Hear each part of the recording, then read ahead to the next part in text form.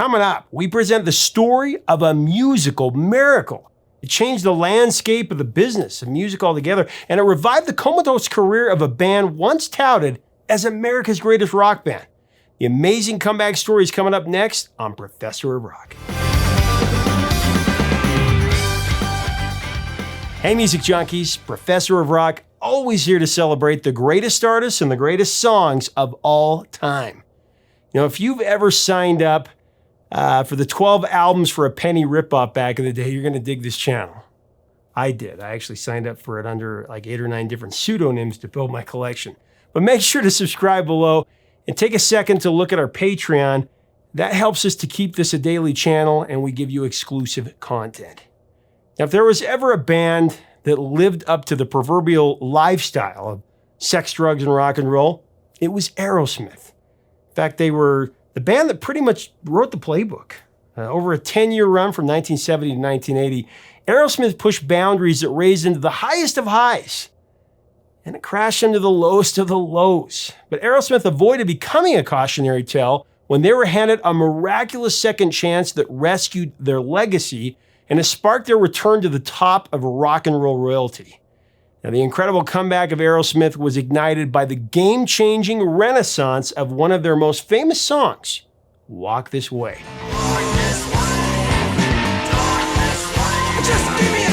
Walk This Way went through several phases before becoming the catalyst for Aerosmith's fantastic resurgence.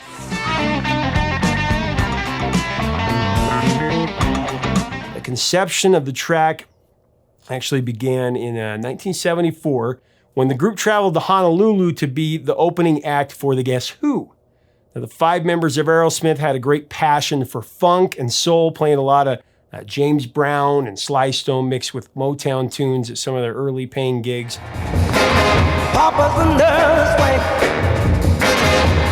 Inside seedy R&B clubs in Boston's adult entertainment district called the Combat Zone. Fellow guitar virtuoso Jeff Beck turned Joe Perry into the New Orleans riffy funk band The Meters.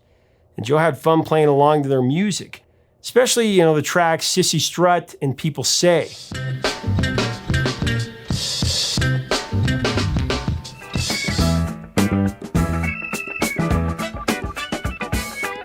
During Aerosmith's 60-minute sound check before their set with a Guess Who in Honolulu, Perry began fooling around with guitar licks that were inspired by the music of The Meters.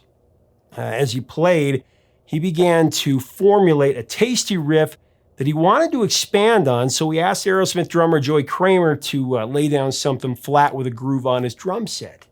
Now, while playing along to Kramer's groove, Perry just let his hands do their thing. And Joe Perry, he has incredible fine motor skills. A big reason he's such an amazing and sensational player. But during that sound check, he created his famous riff for Walk This Way without any mental manipulation.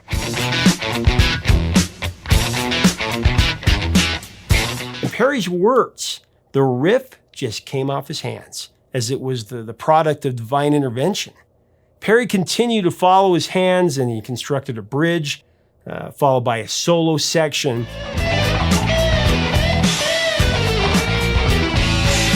By the time the sound check was finished, though, Joe Perry had invented the basic musical arrangement for the song that would become Walk This Way.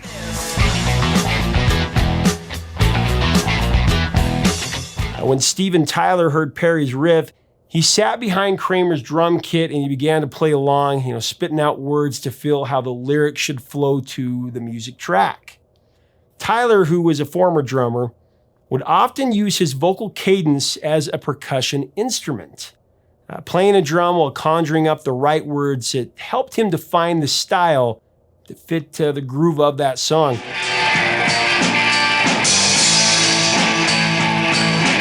Fast forward to 1975 now, when Aerosmith set up shop at the record plant in New York City to start recording songs for the next LP, which would be Toys in the Attic.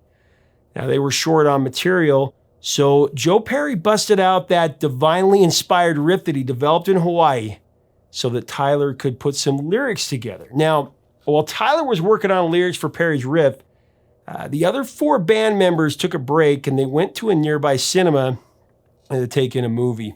And the film that they went to see was Mel Brooks' classic comedy, Young Frankenstein. It's just a movie that is full of memorable lines and slapstick. I love that movie. Now, there was one particular scene that made the boys hysterically laugh out loud. In the scene, Igor, played by the bug-eyed Marty Feldman, he answers a knock on the door and ushers in Dr. Frankenstein, who's played by Gene Wilder, by saying, "Walk this way." Walk this way. This way. Dr. Frankenstein then proceeds to mimic the way Igor walks by imitating his limp and hunched back. Steven's bandmates came back from seeing the movie, are in a very jovial mood, insisting that they had to call the yet unnamed track "Walk This Way."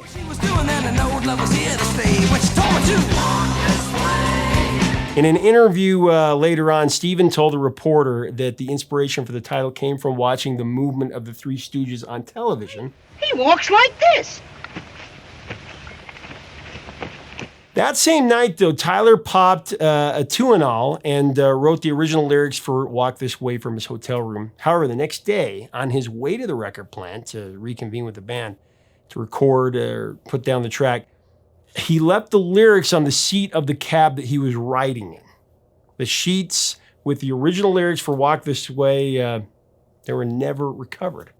Probably ended up in a New York landfill somewhere. Man, I wonder what those would be worth now. Tyler figured he must have been stoned to do something so irresponsible. Now, when he got to the studio and he realized that he'd left the lyrics in the taxi, he told the guys what had happened.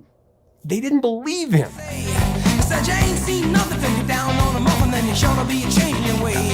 His mates thought that he hadn't written any lyrics and that he was stalling, which caused a series of heated arguments. Frustrated and angry, Tyler grabbed a tape recorder with the instrumental track for Walk This Way along with a pair of headphones, and he went into the stairwell and he let loose one of his signature primal screams, and he wrote new lyrics on the stairway wall.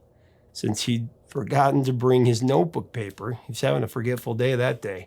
After a few hours, he went down the stairs to the studio to retrieve a notebook and then went back up to the top floor where he looked on the wall and he copied the lyrics off the wall. And then he returned to the studio to sing the lyrics to the band. Now, as we go into the rest of this song breakdown, I do want to thank our sponsor, Zenni Eyewear, that helps to make this possible. When you go to Zenni.com to design your own glasses like I have many times, you can see exactly how the glasses look on you before you buy. This is possible through Zenni's virtual mirror feature. You can make sure that it matches your face, you like the color. Very cool. It's called Zenni's Virtual Try-On. Go see for yourself.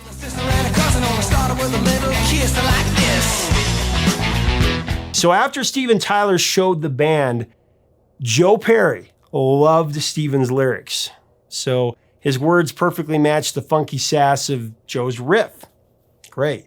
Walk This Way it's actually about a high school dude who calls himself a loser, who has no game with the girls until he has a tryst with a very experienced cheerleader that walks him through the process of losing his virtue.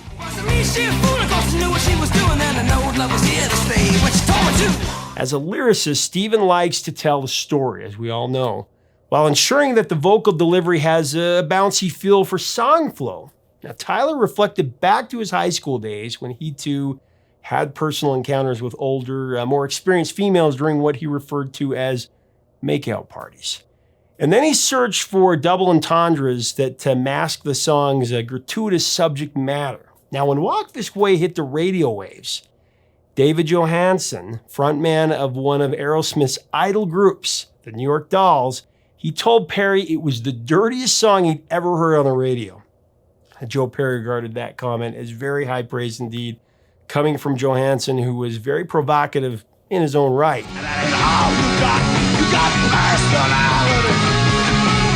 There was a bit of an artistic tug-of-war in the recording session for Walk This Way. Perry wanted to wait until Tyler sang the vocal track, and then weave the music around his vocal attack. However, Steven wanted Joe to record the music first for very same reason. That's why Steven added a screech to his vocal, especially in that chorus, to parallel the intensity of Joe's guitar licks.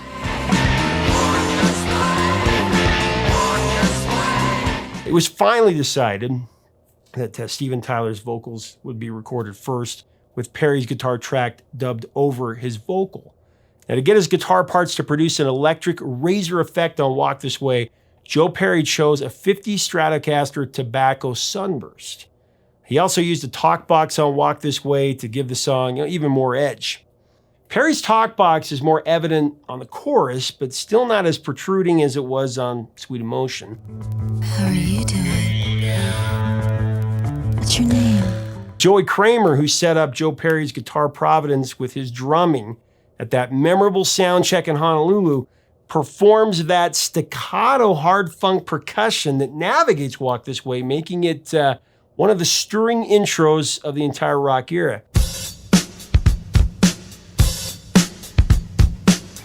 Brad Whitford and Tom Hamilton also had an uncanny feel for Walk This Way, spearheading the track's intoxicating rhythm line.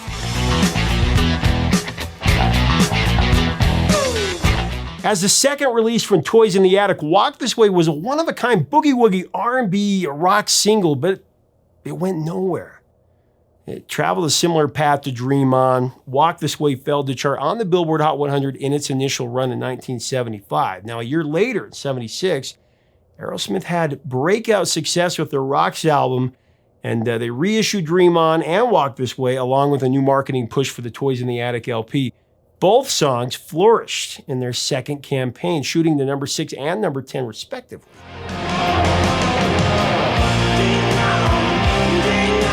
The popularity of Walk This Way is the band's second top 10 single.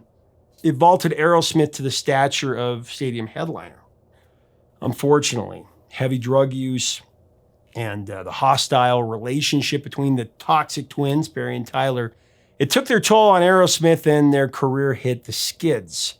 Now, by 1982, Aerosmith fractured, and the group's box office dramatically declined from stadiums to theaters. At that point, it looked as if Aerosmith, once hailed as America's greatest rock band in the 70s, was done. Let's fast forward to 1986, though. Jam Master Jay, who was the DJ for the rap group Run DMC, had been using Walk This Way to create beats for Run DMC track without knowing the artist or the title of the song that he was actually using. Back then, as many know, music rights were not as protected as they are now, and DJs would usually rip the labels off the records that they were using, so another DJ wouldn't know the beats that they were using in a recording or a live performance for that matter.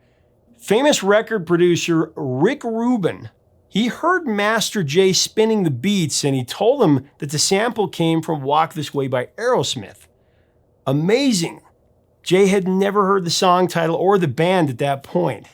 That's unbelievable. It gave Rubin a brilliant premonition to have Run DMC record a new rendition of the song that included Steven Tyler and Joe Perry. Believe it or not, Run DMC was not into it. At first, they weren't. In an interview, the three founding members of Run DMC said they thought Aerosmith's lyrics were hillbilly gibberish. Plus, they didn't want electric guitars on their record at all. Run DMC was at the forefront of a fresh genre of music at that moment, and they did not want to blow it. They wanted rhymes, not rock lyrics that they really couldn't relate to.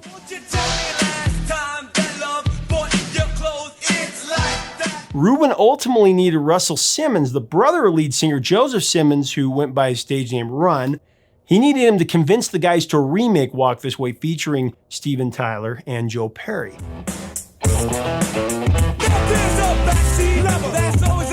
Russell grew up in the New York suburbs, and he grew up listening to the music of Aerosmith and other classic rock bands. And he knew that Rubin's idea would be a great vehicle for his brother's group to have a huge crossover with the wide audience. Run DMC eventually agreed to do the cover on the condition that they were allowed to alter Aerosmith's lyrics. Now, Steven Tyler, on the other hand, felt disrespected by Run DMC's stipulation to change his words. But eventually, he too relented.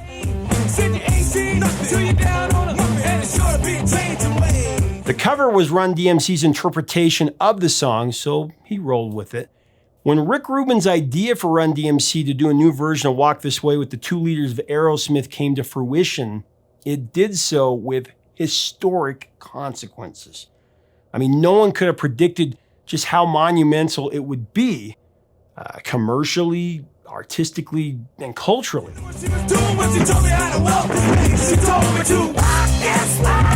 The track was the precedent that firmly established the subgenre of rap rock. This is the first. The reworking of Walk This Way was monumental for Run DMC and completely revitalized Aerosmith, giving them a chance to become even bigger than they were at their zenith in the 70s. Walk This Way by Run DMC featuring Steven Tyler and Joe Perry, it was an international smash. It ended up charting higher than Aerosmith's original version. It went all the way to number 4 on the Billboard Hot 100 at that time. It broke the top 10 in virtually every country. Run DMC was the first hip-hop act to have their videos played on MTV.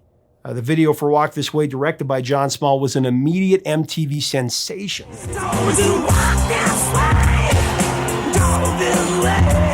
Tyler and Perry co-starred in the video with Run DMC. It was their debut appearance in a made-for-MTV music video. Now, back in '82, when MTV was starving for content, they actually rejected Aerosmith's music video for Lightning Strikes when Perry had left the band.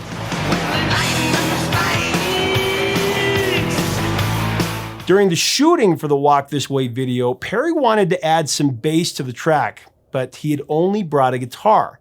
So a trio of young guys Perry called Kids had been sitting with Rick Rubin watching the shoot, and one of them ran home, grabbed the bass, and returned to help Perry out. Those 3 kids, though, turned out to be Rubin's buddies, the Beastie Boys. You gotta fight for your right to Run DMC rode the prosperity of Walk This Way, landing many other triumphs, such as becoming the first rap act to appear on American Bandstand. They were the first rap band to be featured on the cover of Rolling Stone, first to be nominated for a Grammy Award. The Run DMC cover was also named Best Rap Single at the Soul Train Awards. The 3 members of Run DMC and all 5 members of Aerosmith went to the podium to accept the Soul Train Award, and that was another great moment in music history. In 2018, the Run DMC's Raising Hell album that included Walk This Way was inducted into the National Recording Registry by the Library of Congress as being culturally, historically, and artistically significant.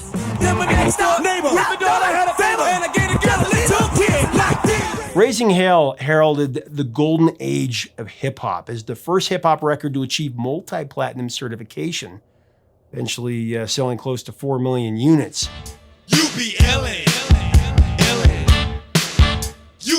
Now, while Run DMC's version of Walk This Way was blowing up everywhere, Steven Tyler and Joe Perry were in rehab. They were sticking to a vow, to get clean and sober so that the band could take full advantage of the momentum that was created by the Run DMC cover of Walk This Way. So in 1987, as many know, Aerosmith released Permanent Vacation, and it was a monster album. It sold nearly 6 million copies. And after the enormous popularity of Walk This Way, the video, Aerosmith was set up for instant power rotation on MTV when they released their first video from Permanent Vacation for Dude Looks Like a Lady.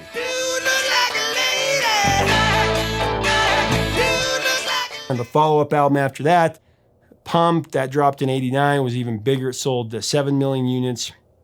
And Aerosmith seemed to put out hit after hit through the 90s, including their lone #1 single, if you can believe it, I Don't Want to Miss a Thing.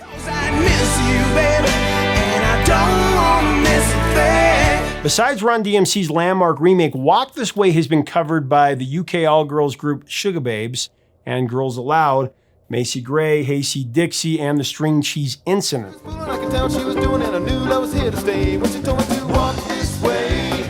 I loved this song as a kid. I knew the original before Aerosmith and Run DMC redid it. So my dad, he had the 8-track, he had the record, Toys in the Attic, played it all the time.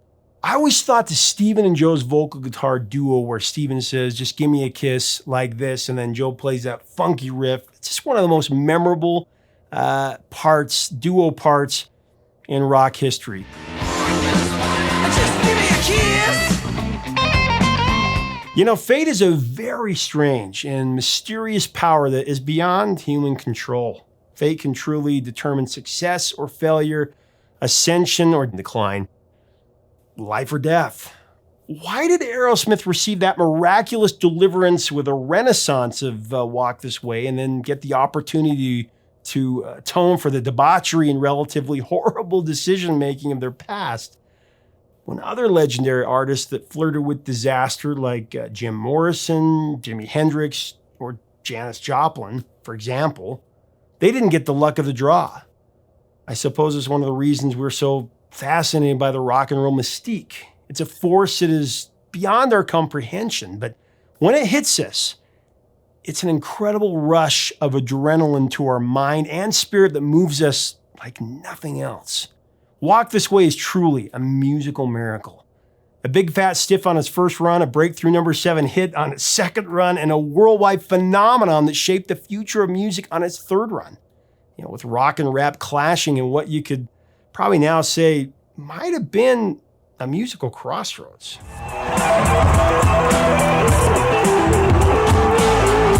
Make sure to leave us a comment on this classic song. What are your memories of this hit? Some of you probably remember both times that it was a hit, originally for Aerosmith and then the Run DMC. What are your thoughts on 1986 when genres were changing with rock and rap coming together? Let us know below. We'd love to hear from you. If you like our content, we invite you to subscribe below. Check out our Patreon and our merch, our Vintage Years collection. Help us keep the music alive. Very important. It's what we do. It's why we do what we do. Excuse me. Until next time, 3 chords and the truth, my friends.